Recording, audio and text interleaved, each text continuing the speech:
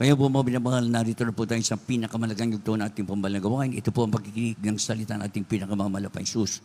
Kaya nandiyan ko po kayong tumayo bilang pagbibigay ganang salita ng ating pinakamamalapay Sus na dadalhin po nating mangaral ang ating beloved preacher, Beloved Brother Hill Cruz. Palakpakan po natin ating pinakamamalapay Sus. Amen. Praise the Lord. God bless you, beloved co-preacher Bao po Mansano. Tayo po muna magkasa pong dumalangin sa ating pinakamamahal na Panginoon Jesus. Amen. Praise God. At Ama Banal, aming pinakamamahal na Panginoon Kristo na pinagbubukan ng mga biyaya sa bungang panalangin namin, dearly beloved Honorable Pastor Evangelist Almeida and the Papa of God. Minsan pa kaming nagpupunta kapasalamat sa bawat yugto na aming panalagang pinagparat na ng isang sa iyong patuloy na pagkilos sa aming kalagitnaan, patuloy ka na sa aming sa tutuwin, O Diyos. Subalit bago po minsan pa kami buong pagpapakumbaba, himingin ng kapatawaran sa lahat ng aming nagawang pagkukulang, pagkakasala, pagsalansan sa malakalooban. Patawarin mo bawa sa amin, O Diyos, hallelujah. At sa bahaging ito na pagdadala ng Ebanghelyo ng kaligtasan, na tunasagana akin, wala po akong magagawa, mahala pa ng Jesus. Ikaw po ang maglagan ng mga tamang salita sa aking bibig. Daluyan ng spiritual pal, simpleng kapanaanan, maintindihan ang mga iniibig ng mga baguhan, mga bisita, mga datihan, maging sa aming beloved webcast viewers. Ito ang aming samot panalangin sa makapangyarihang pangalan ni Jesus at aming pinagkakaisang sinasaway ang lahat ng hadlang ng kaaway. Demons of hinders that doesn't believe cast out from us and bind the power of darkness and anoint thy word, Lord. In the Jesus name we pray. Amen and amen. Hallelujah. Praise the Lord. Everybody praise the Lord. Uriyan po ating dakila sa buhay. Ato nagsisalat ako nagpapaabot po ng pinakamataas na pagpupuri, pagwalhati, pagdakila pagsamba sa ating pinakamamahal na Panginoon Kristo na pinagbubukan ng mga biyaya. And we give the honor and respect and cherish the blessed memories in teaching and preaching of our dearly beloved Honorable Pastor Evangelist Almeida, the end-time problem of God. Beloved Honorable Sam Pastor Linz Almeida, beloved Mama dear, greetings and respect to all the beloved children of the family in the Philippines as well in US and in Canada. At sa lahat po ating mga inibig na mga kapamanggawa, mga kapatiran, sa lahat na ating mga inibig na mga bisita dito ngayon, bagay sa ating beloved webcast viewers throughout the world, a pleasant evening and welcome to the royal family of God. Amen. Everybody should praise the Lord. Beloved sons of God, what do you do when you feel far from God and surrounded by problems? We must seek God's favor with all his heart, make haste to obey his word without delay, and refuse to let go of God's truth even when the enemy tries to bind us. Mga iniibig, ano po ang gagawin mo kapag pakiramdam mo ay malayo ka sa Diyos at napapalibutan ka ng mga problema?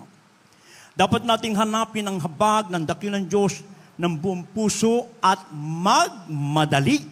Sundin ang kanyang banal na salita na walang pag-aalinlangan. At huwag bitawan ang katotohanan ng Diyos kahit sinusubukan tayong gapusin ng kaaway. Lalo pa sa panahon ngayon, we are in the last days, perilous time, redeeming the times for the days are evil. Kung paano ang kaaway ng Diyos 24/7 nagmamadali rin upang yung mga Kristiyano na dati nasa Kanya, gusto niyang ibalik, mainibig ko. So, bakit kinakailangan na panghawakan natin ang banal na salita ng ating mahal na Panginoon na itinuro sa ating mga magulang sa ating mahal na Panginoon. Kaya sabi po dito sa banal na kasulatan, from the book of Psalms 119 verses 61, balik sa 60 and 58, kaya nilaman po. The book of Psalm chapter 119, verse 61. The bonds of the wicked have robbed me, but I have not forgotten thy law. Verse 60. I made haste and delayed not to keep thy commandments. Verse 58. I entreated thy favor with my whole heart. Be merciful unto me according to thy word. God bless you, Pastor God. Dito po sa mga awit Kapitulo 119, ang talata po ay 61. Piniluputan ako ng mga panali ng masama, ngunit hindi ko nilimot ang iyong kautusan. Dito po sa 60, Ako'y nagmamadali at hindi ako nagmakupad na sundin ang iyong mga utos. Dito po sa 58, aking hiniling ang iyong biyaya ng aking buong puso, magmamahabaging ka sa akin ayon sa iyong salita. Purihin po ang ating pinakamamahal na Panginoon, ang dakilang Diyos po ang magpala sa kanyang banal na salita. Sa mga napakinggan po natin mga talata, mga inibig ko, dumating man ang mga kasamaan at mga sari-saring kalamidad, ngunit sa mga anak ng Diyos na sumusunod sa mga utos ng ating pinakamamahal na Panginoon, andun po lagi yung katugunan. Ang lahat magsabing, praise the Lord. Sa mga itinuro, pangangaral na iniwan sa atin ng ating mga magulang sa ating mahal na Panginoon, mga inibig ko, ito po ang isang bagay na huwag nating kalilimutan upang mapagtagumpayan natin lagi ang lalang ng kaaway ng Diyos, mga inibig ko. Sapagat ang mundong ito ay pasama ng pasama. Mga tao po ay mga taong walang Espiritu ng Diyos, mga inibig ko, na kung saan sila po'y nagmamadali sa paggawa ng masama, mga inibig ko. Kahit ano gagawin nila, mga inibig ko. Nagmamadali sa pagyaman, nagmamadali sa pagtaas ng o ano man ang kanyang adhikain sa buhay, mga inibig ko. Ginagawa nila yun, mga inibig. Sila nagmamadali sa paggawa ng masama. Subalit sa mga anak ng Diyos, tayo na tinawag ng ating malapanoon, tayo naman ay nagmamadali, nagtutumulin sa mga iniwang turong aral ng ating mga magulang sa ating malapanoon na maisakatuparan natin, na mapaluguran natin ang banal na kalooban ng ating dakilang Diyos na buhay. Pero ba, praise the Lord. Sabi, pinupuluputan ako ng mga panalin ng masama, ngunit hindi ko nilimot ang iyong kautusan. Ako'y nagmagnali at hindi ako nagmakupad na sundin ang iyong mga utos. Aking hiniling ang iyong biyaya na aking buong puso, magmahabagin ka sa akin ayon sa iyong salita. Kaya pag ating isinasagawa ang lahat ng kalooban ng Diyos, katulad ng mga napakinggan natin mga patutuo kanina, mga iniibig ko, dahil sila nagmadaling isinakatuparan ng kalooban ng Diyos, triple blessing ang kanilang nakamtan. Ito na may pangako ng Diyos. Ang sabi sa 3 John chapter 1 verse 2, Beloved, I wish above all things that thou mayest prosper and be in health, even as thy soul prospereth. Pagpapalang physical, material, spiritual na pagpapala, mga inibig ko. Kaya nga, mga inibig, tayo po'y nasa mundong mapanganib. Ang tao po'y nagmamadali rin sa paggawa ng masama, mga inibig ko. Kaya kung ating mababasa dito po sa banal na kasulatan, dito po sa Roma, Kabanata 3, 15, 17, 16, kanya lamang po. The book of Romans chapter 3, verse 15. Their feet are swift to shed blood. Verse 17. And the way of peace have they not known. Verse 16. Destruction and misery are in their ways. God bless you po. Dito po sa aklat ng mga taga-Roma, Kapitulo 3, ang talata ay 15. Ang kanilang mga paa ay matulin sa pagbubo ng dugo. 17. Ang daan ng kapayapaan ay hindi nila nakilala. 16. Kagibaan at kahirapan ang nasa kanilang mga daan. Amen. Purihin ang ating dakilang Diyos sa buhay. So ito po ang kasalukuyang lakad ng mga tao ngayon, mga inibig ko, sa paggawa ng masama. Ang daan ng katwiran ay hindi nila alam kasi hindi nila kilala ang Diyos. Ang alam nila yung Diyos na dinala dito ng Roma at ng Espanya, mga inibig ko. Kung kaya sila ay nanatili sa paggawa ng masama at ganoon din ang kalalagayan natin dati nang wala pa tayo sa banalagawa ito ng ating mahal na Panginoon. Kung ano yung ginagawa ng mga sanlibutan ngayon, yun din ang ginagawa natin. Subalit tayo itong pinagpala sa isang araw na pakinggan natin ang pangangaral ng propeta ng Diyos, preaching the word of God with power and anointing. Lahat tayo nagmadali at nagtumulin na isinagawa ang banal na kalooban ng Diyos. Manibig ko, lahat tayo ngayon ay pinagpala ng ating pinakamamahal na Panginoon. Maging ang mga kalamidad ngayon, mga inibig ko, nagtutumulin din, nagmamadali. Hindi pa nga nakakalabas yung isa, pumapasok dito sa harap yung isa naman dito sa likod. Isipin mo yan, mga inibig ko. Kaya kawawa na may mga kababayan natin na hindi pa lumalapit sa ating pinakamamahal na panahon. Lagi ang sinasabi ng ating dearly beloved Honorable Pastor Evangelist Almeida na ang mga kalamidad na ito, mga kalamidad, mga salot, mga kahirapan, ito yung pinahintulot ng Diyos upang ang mga tao, mga inibig ko, ay magmadaling lumapit sa ating nag-iisang Diyos na buhay, sa ating pinakamamahal na Panginoon Kristo.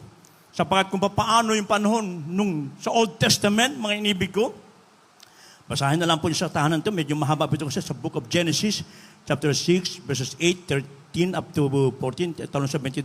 Yun na lang po sigurong 8, beloved Kuya Doc. Yun na lang po ang Genesis chapter 6, verse 8. The book of Genesis, chapter 6, verse 8. But Noah found grace in the eyes of the Lord. God bless you po. Dito po sa Genesis Kapitulo 6, versikulo 8. Dito po si Noe ay nakasumpong ng biyaya sa mga mata ng Panginoon. Purihin po ang ating pinakamamahal na Panginoon. Noong mga panahon ay may inibig ko tanging si Noah. May inibig ko ay nakasumpong ng biyaya sapagkat siya po ay lumakad ng matwid sa harapan ng ating dakilan sa buhay.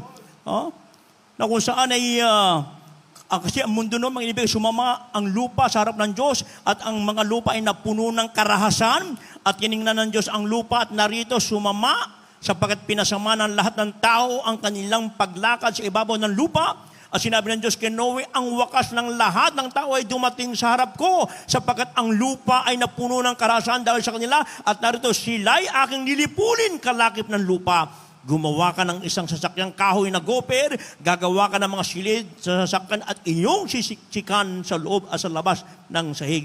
Gayon ginawa ni Noe ayon sa lahat ng inutos sa kanya ng Diyos. Sa gayon ginawa niya.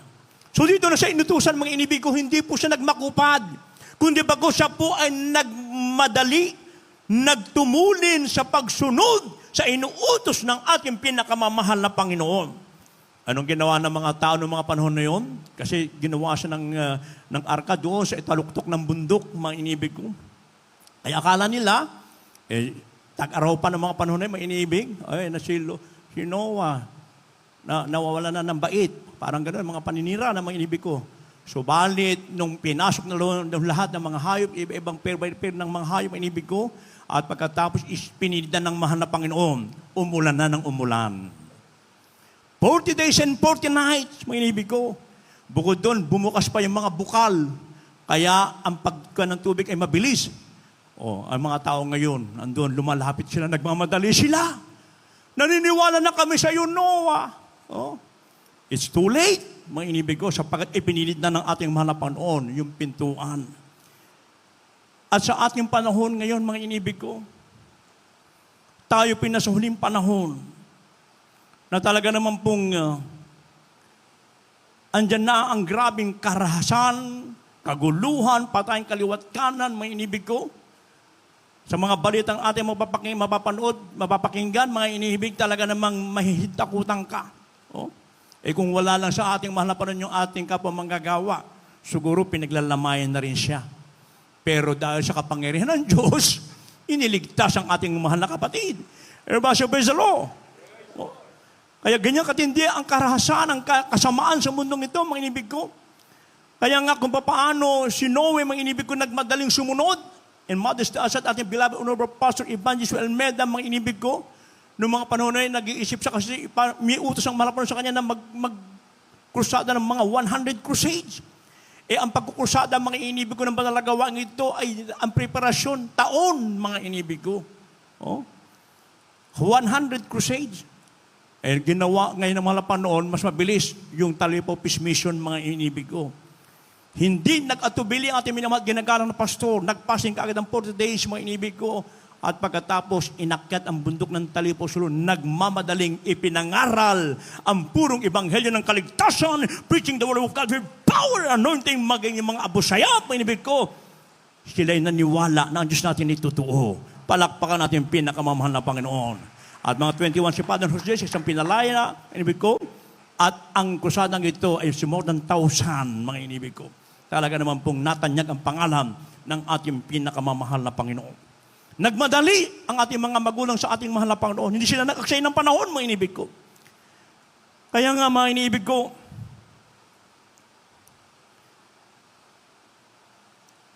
Sa panahon ni Noah, 8 kaluluwa lamang ang nasave, mga inibig. Ang kanyang asawa, ang kanyang 2 anak, at yung 3 anak niya sa kayong asawa ng mga anak niya. Sa ating panahon ngayon, hindi lang 8 kaluluwa. Sa kahabagan ng mahal na Panginoon, patuloy na nagdaragdag ang ating dakilang Diyos ng buhay ng mga kaluluwa na nililigtas ng ating mahal na Panginoon. Yung mga tao na nagmamadali ding lumalapit sa ating mahal na Panginoon at sa mga maiinit natin mga kapatiran na humahayo nagmamadaling isinasagawa ang kalooban ng Diyos. Palakpakan po ating pinakamahal na Panginoon. And praise God. Kaya nga may naibig ko, minsan, nawawala rin ang biyaya, yung grace ng Diyos sa mga ilang Kristiyano. Dahil yung dating mabilis, yung dating nagmamadali sa pagsunod sa uot sa malaban, sila po yung naging makupad na. Minsan, nakalimot na sa utos ng ating dakilang Diyos sa buhay. Bumabalik sa nilang dating gawang masama. Kaya yan po ibabala, mga inibig ko. Reminder sa bawat sa atin, mga inibig, na panghawakan po natin yung mga tinuro sa atin at mga magulang sa ating mahal na Panginoon. Anong sabi po dito sa Ecclesiastes chapter 9, verses 10 and 12? Kaya nilaman po. The book of Ecclesiastes chapter 9, verses 10 and 12. Whatsoever thy hand findeth to do, do it with thy might, for there is no work, nor device, nor knowledge, nor wisdom in the great whither thou goest. For man also knoweth not his time, as the fishes that are taken in an evil net, and as the birds that are caught in the snare, so are the sons of men snared in an evil time, when it falleth suddenly upon them. God bless you po. Dito po sa aklat ng Ecclesiastes, Kapitulo 9, ang talatay 10 at 12. Anumang masumpungang gawain ng iyong kamay, gawin mo ng iyong kapangyarihan, sapagkat walang gawa ni kathaman, ni kaalaman man, ni karunungan man sa impyerno na iyong pinaparunan. 12. Sapagkat hindi rin nalalaman ng tao ang kanyang kapanahunan, kung paano ang mga isda na nahuhuli sa masamang lambat, at kung paano ang mga ibon na nahuhuli sa bitag, gayon ang mga anak ng mga tao ay nasisilo sa masamang kapanahunan pagka biglang nahuhulog sa kanila. Amen. Purihin po ang ating pinakamahal na Panginoon. Yan po reminder, paalala sa bawat sa atin, may inibig ko, na anumang masumpungan ng iyong kamay, gawin mo na. Sapagkat yung magagawa mo ngayon, hindi mo na magagawa sa araw ng bukas. Amen? Kaya gumawa tayo ng gumawa habang tayo malakas, habang tayo bata pa, mga inibig ko. Yung nga mga may edad na, mga inibig ko, masisigasig pang humahayo, mga inibig ko. Pag sounding nga, mga kasama ko, puro senior citizen kami, mga inibig ko. Oh, ilan lang yung mga kabataan. Oh, kaya nakaka-bless yung mga inibig ko. Kaya hindi nila sinasayang yung kanilang lakas. Sapagkat hindi rin nila nalalaman, hindi rin kasi nalalaman ng tao ang kanyang kapanahunan. Kaya't habang tayo may panahon, habang tayo may lakas, at yung mga ating mga logistic, mga inibig ko, mga ari-arian na yan, ipamahagi natin yan sa pamamagitan ng ating buong paghayo upang ang mga tao ay makalapit at magmadali din silang maglingkod sa ating pinakamamahal na Panginoon. Ngayon, ano yung pinagagawa ng Diyos na dapat natin gawin upang yung ating pong pagmamadali na maglingkod sa Diyos ay mananatili sa atin hanggang sa kanyang nalalapit na magbabalik anytime now? Ecclesiastes chapter 11 verse 10, kanya lamang po. The book of Ecclesiastes chapter 11 verse 10. Therefore remove sorrow from thy heart, and put away evil from thy flesh, for childhood and youth are vanity. God bless you po. Dito po sa Ecclesiastes Kapitulo 11, versikulo 10. Kaya't ilayo mo ang kapanglawan sa iyong puso, at alisin mo ang kasamaan sa iyong katawan, sapagkat ang kabataan at ang kasariwaan ng buhay ay walang kabuluhan. Purihin ang ating pinakamamahal na Panginoon. Ilayo po natin ang ating mga katawan sa paggawa ng masama upang hindi ka maging mapanglaw, malungkot, at yung kasariwaan natin, may inibig ko, habang tayo may lakas, habang may kabataan pa natin, ibigay natin yan, ipaglingkod natin sa ating pinakamamahal na Panginoon. Umulan man, bumagyo man, ano man ang kalalagayan ng mundo, ang mga anak ng Diyos ay nananatili pa rin sa paglingkod sa ating mahal na Panginoon. Nung last Sunday, doon sa pastoral house, sa Sabarte, doon po ako nakasan sa Kabanang Mahal na Panginoon. Grabe, punong-puno. Punong-puno. Sabi ko, glory to God, talagang bumagyo, talaga ang mga anak ng Diyos talagang ready for rapture, talaga mga inibig ko. Kaya ibigay po natin yung the best sa paglingkod sa ating mahal na Panginoon. At pagbigyan naman natin the best sa ating mahal na Panginoon, tayo lumalayo sa paggawa ng masama, ang ginagawa natin yung mabuti, mga inibig ko, yung mabuti, sundin natin lahat ng kautosan ng ating mahal na Panginoon without any mental reservation, but rather with open heart. Pag nagawa natin niya, mga inibig ko, ang pangako ng ating mahal na Panginoon, yung katwiran ng Diyos lagi ang iyong hinahanap at kinamumuhian mong kasamaan, at ikaw ay naiiba sa lahat ng mga tao na kasama mo, at papasok ka sa kaharian ng Diyos na may kagalakan, kasiyahan sa bahay ng hari. Last verse, dito po sa Psalms 45, 7 and 15. Maganda na po mga awit, manunugtog. The book of Psalm chapter 45, verse 7. Thou lovest righteousness and hatest wickedness. Therefore God, thy God, hath anointed thee with the oil of gladness above thy fellows. Verse 15. With gladness and rejoicing shall they be brought. They shall enter into the king's palace. God bless you po. Dito po sa Aklat ng Mga Awit, Kapitulo 45, ang talatay 7 at 15. Iyong iniibig ang katuwiran at pinagtataniman ang kasamaan. Kaya't ang Diyos, ang iyong Diyos, ay nagpahid sa iyo ng langis ng kasayahan na higit kaysa iyong mga kasama. 15. May kasayahan at kagalakan na ihahatid sila. Sila'y magsisipasok sa bahay-hari. Amen. Purihin ang ating pinakamamahal. Palakpak natin dahil sa buhay, yung buhay na palakpak, pasat mga patlat, magsabing praise the Lord! Napakagandang pangako ng ating mahal na Panginoon kung lagi lamang nating iibigin ang katwiran, ang banal na kalooban ng Diyos at kamumuhin natin yung kasamaan, may inibig ko. Iaanuin ka lagi ng ating mahal na Panginoon. Naiiba ka lagi sa mga kasamahan mo. Naiiba ka maging sa pangkakasuutan mo, pananalita mo. Talagang itataas ka ng ating mahal na Panginoon. At sino tayo? Para tayo po ay makapasok doon sa bahay ng hari, may inibig ko.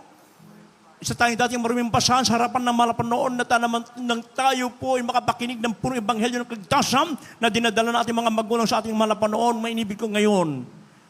Meron tayo, ang sabi dito mga inibig ko, ang sabi dito, may kasiyahan at kagalakan na ihahatid sila. Sila ay magsisipasok sa bahay hari. Sino ang ating hari? Ang ating Ama sa langit, ang ating pinakamahal na Kristo, ang lahat ng mga King of Kings. Siya makapangyarihan Diyos, mga inibig ko, na sila ang Diyos sa ating kakakarapin anytime now. Rapture will take place any moment now, mga inibig ko. Nasa huling panahon na po tayo, mga iniibig. O nung nakarang araw lang, yan na naman ang napakalakas na lindol sa Colombia. Ang dami na naman namatay, mga inibig ko. Umiikot ang mga lindol, ang mga bagyo, andyan ang malalakas, mga inibig ko. Kaya maging handa po tayo lagi, mga inibig ko. Lagi tayong magmadali sa pagsunod at pagtalima sa kalooban ng mga Panginoon. Na dito hindi nagkulang ang ating mga magulang sa ating mga Panginoon, na pinagpapatuloy ng mga beloved children, the family, mga inibig ko, na ito'y ating sundan, mga inibig ko. Tayo po lahat ay tumayo, mga inibig ko. Kaya ang sabi ng ating banal na kasulatan, nating nabasa sa unang talata, mga iniibig, na sabi rito, pinupuluputan ako ng mga panalin ng masama, ngunit hindi ko nilimot ang iyong kautusan. Ako'y nagmadali at hindi ako nagmakupad na sundin ang iyong mga utos. Aking hiniling ang iyong biyaya ng aking buong puso. Magmahabagin ka sa akin ayon sa iyong salita. Tayo pala tayo tumayo, mga inibig ko. We are inviting all the beloved visitors to please come forward. Sa ating mga beloved viewers, now is the day of salvation. Now is the accepted time. Ngayon po araw ng pagtanggap, tanggapin yung ating mga lapad. Alalayan po natin ating mga bisita, mga inibig ko. Habang binibigay po ng taon sa ating beloved ordained preacher, beloved Mother Louie Angles sa kanya pong altar call.